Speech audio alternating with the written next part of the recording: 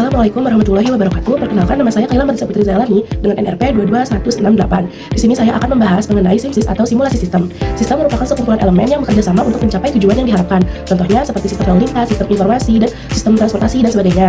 Lalu terdapat juga sistem model yang merupakan representasi konseptual dari sebuah sistem nyata dengan tujuan untuk menganalisis, merancang, memperbaiki, dan memprediksi pada sebuah sistem.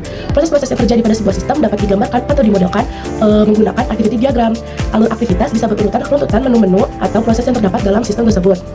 Tujuannya ini untuk menjelaskan urutan aktivitas dalam suatu proses, dapat digunakan untuk modeling urutan proses bisnis, memindahkan dalam memahami proses yang terdapat pada sistem. Komponen-komponennya terdapat status awal, decision, aktivitas, status akhir, penggabungan, dan terakhir adalah streamline.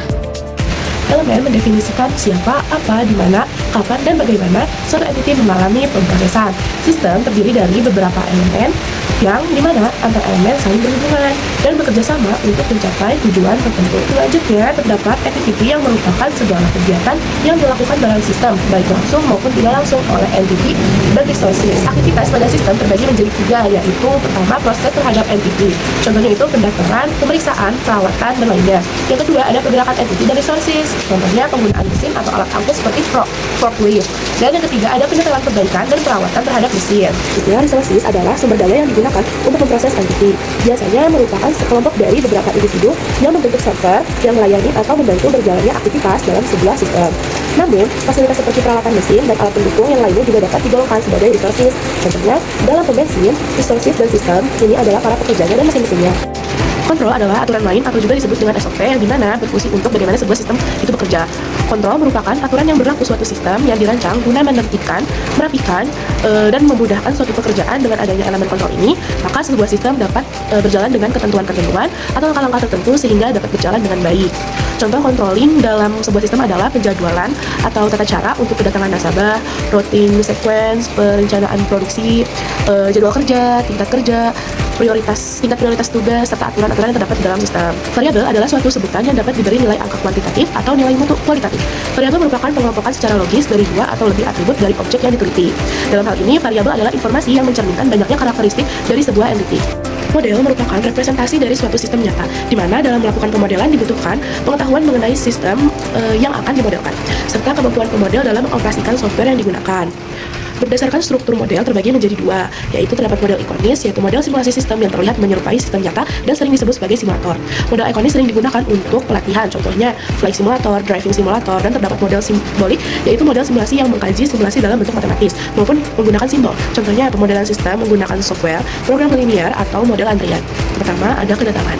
Setiap masalah antrian melibatkan kedatangan, misalnya orang, mobil, atau panggilan telepon untuk dilayani.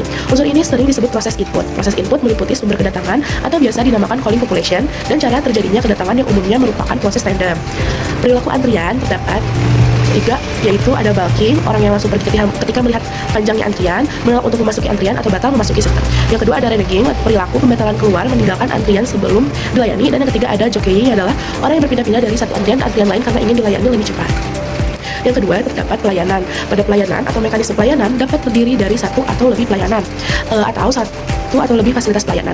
Contohnya, pada sebuah checkout counter dari suatu supermarket terdapat hanya ada seseorang pelayan, tetapi bisa juga diisi seorang kasir dengan pembantunya untuk memasukkan barang-barang ke kantong plastik. Terdapat 4 bentuk prioritas pelayanan antrian yang bisa digunakan, yaitu pertama ada first come first serve atau first in first out of FIFO. Entity yang pertama kali berada dalam antrian akan dilayani terlebih dahulu sebelum entity yang lain datang. Contohnya, pelanggan yang mengantri di teller bank, konsumen yang mengantri pada loket penjualan.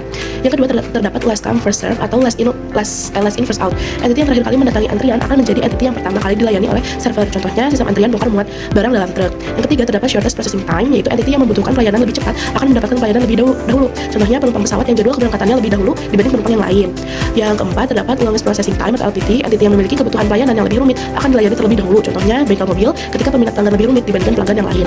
Selanjutnya, terdapat penjelasan singkat mengenai software arena. Software arena adalah sebuah software simulasi general purpose berbasis graphical user interface, yaitu dibuat oleh System Modeling Corporation yang kemudian diakuisisi oleh Rockwell Automation pada tahun 2000. Dalam arena, kita dapat membangun model eksperimen dengan menempatkan modul-modul yang mewakili proses atau logika. Garis penghubung digunakan untuk menyambungkan modul-modul tersebut dan menentukan aliran entitinya. Terdapat dua jenis modul, yaitu modul flowchart dan modul data. Pada modul flowchart terdapat create, modul dispose, modul proses, modul decide, batch, separate, modul assign, modul record, modul hold, dan modul delay. Dan pada modul data terdapat atribut, modul data entity, modul data resources, modul data variabel, modul data schedule, dan modul data set.